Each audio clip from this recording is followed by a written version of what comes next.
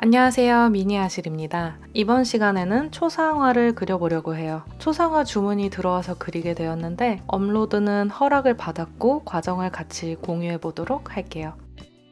주문 작업이다 보니 정식 프레임의 아사천 캔버스와 물감은 골든 오픈 시리즈를 써주었어요. 후반에 보여드리는 액자까지 하면 재료비가 모두 해서 10만원이 훌쩍 넘었네요. 아크릴 작업에서 가장 좋은 재료라고 생각하시면 돼요. 특히 골든 오픈 시리즈는 제가 이전에 리뷰한 영상이 있는데 발색이 매우 맑고 선명해서 색이 예쁘고 물감이 늦게 말라 인물을 그릴 때 특히 좋은 재료예요. 이전 리뷰 영상도 참고해주세요.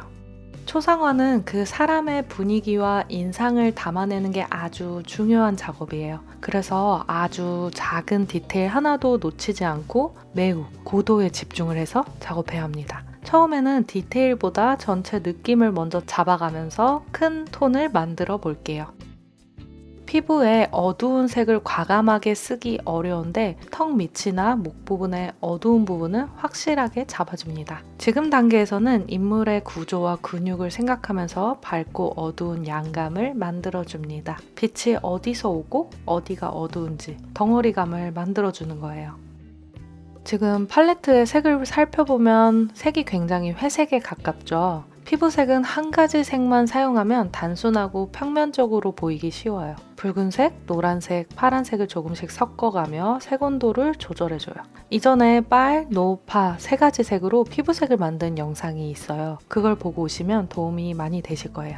사람 피부색은 생각보다 훨씬 다양한 색이 들어가 있는데 각 부위별로 설명을 해볼게요. 눈의 하얀 부분을 우리는 흰자라고 부르지만 눈꺼풀에 그림자가 져서 생각보다 굉장히 어두운 회색 계열이에요. 이마는 피부가 비교적 두껍고 평평한 면이라 노란빛이나 밝은 베이지 계열이 많이 보여요. 빛도 많이 받는 부분이라 얼굴에서 가장 밝은 영역 중 하나예요. 눈 주변은 피부가 얇고 혈관 영향을 받아 보랏빛, 회갈색, 푸른기가 살짝 보여요. 볼은 혈색이 가장 잘 도는 부위라 붉은기나 핑크빛이 들어가는데 어린 아이일수록 이런 특징이 도드라지게 됩니다.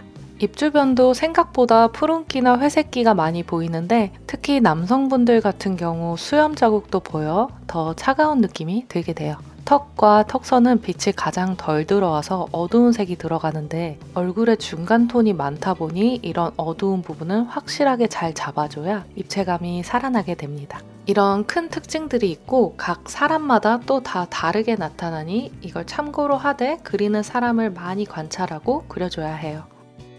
배경 같은 경우 푸른빛에 노란색을 조절해 차분한 파란색을 써줬어요. 인물이 돋보여야 하니 배경은 차분하게 눌러주는 게 좋겠죠? 저는 보통 초상화에서 배경을 먼저 깔고 그 위에 머리카락을 올리는 방식으로 작업해요. 그래야 머리카락 경계를 훨씬 더 자연스럽게 표현할 수 있어요. 만약 머리카락을 먼저 완성해버리면 배경 칠할 때 머리카락을 피해서 칠해야 하거든요. 그렇게 되면 경계가 딱 끊기고 오려 붙인 것처럼 보일 수 있어요. 아크릴화는 덮는 힘이 좋은 재료라 이런 순서가 아주 중요해요. 먼저 머리카락의 가닥보다는 큰 양감을 생각하고 밑색을 칠해줍니다. 머리카락은 선으로 접근하는 게 아니고 큰 덩어리를 먼저 생각해주는 게 중요해요. 얼굴에 초벌이 되었으니 눈, 코, 입 위주로 다시 한번 손봐주고 얼굴 톤에 전체적으로 섬세한 명암들을 쌓아볼게요. 눈썹은 선이 모여서 면이 되도록 만들어줍니다. 입술 사이 어둠도 확실하게 잡아줘요.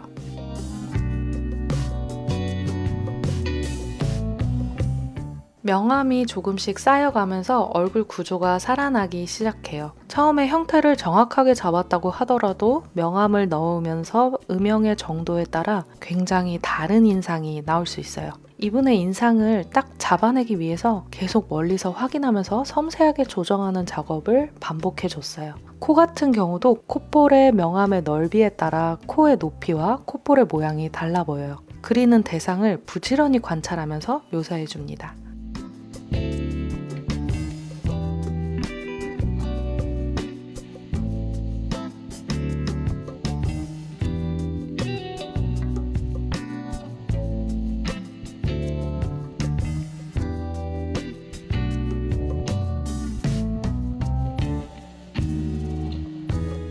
배경도 2번 이상은 칠해야 매끄러운 예쁜 면이 나와요.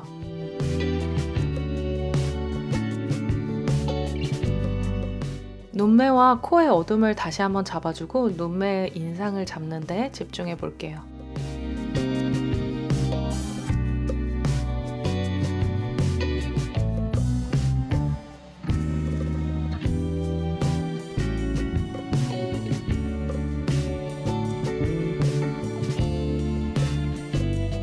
안경을 바꿔도 인상이 달라 보이기 때문에 안경도 눈과 마찬가지로 모양을 신경 써줘야 해요.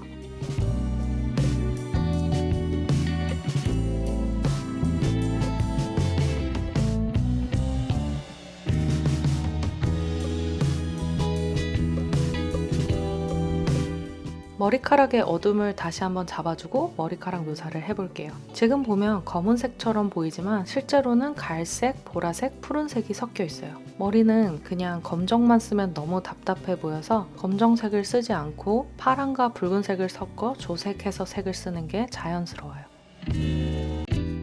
양감을 먼저 다 만들고 나서 작은 붓으로 가닥을 묘사하기 시작합니다.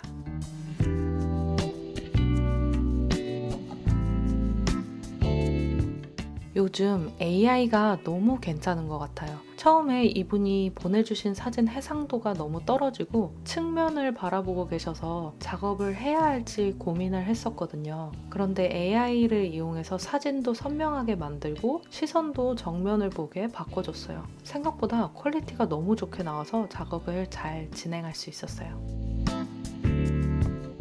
얼굴보다 옷이 튀지 않도록 채도를 낮추고 그림도 훨씬 힘을 빼고 그려줬어요. 옷은 간단하게 명암 넣는 정도로 마무리하려 해요.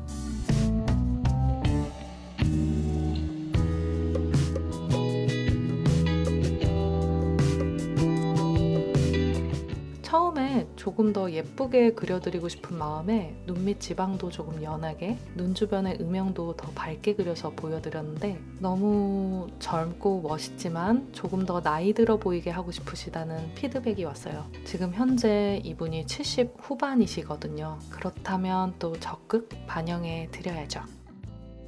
눈 주변의 음영은 더 진하게, 눈썹은 조금 더 연하게, 섬세하게 조정해 보았어요. 점도 넣어드리고 흰머리도 더 넣어드리기로 했어요.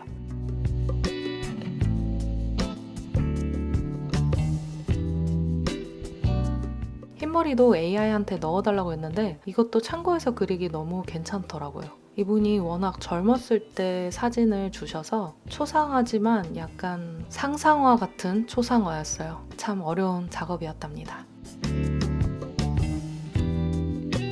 초상화 작업할 때는 꼭 멀리서 떨어져서 확인하면서 그리는 거 정말 중요해요. 멀리서 체크해야 전체 비율이나 인상이 더 잘 보여요. 마무리 단계에서는 멀리서 보고 확인하면서 조정해줬어요.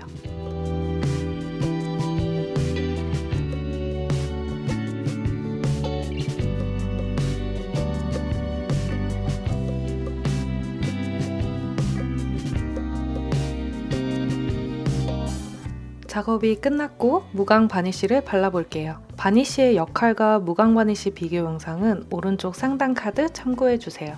바르는 법도 자세히 설명되어 있답니다. 마지막 작업까지 정성스럽게 마무리해줄게요. 원목으로 올림 액자를 맞추어 주었는데 확실히 표구를 하니 완성도가 더 확 올라가 보이죠?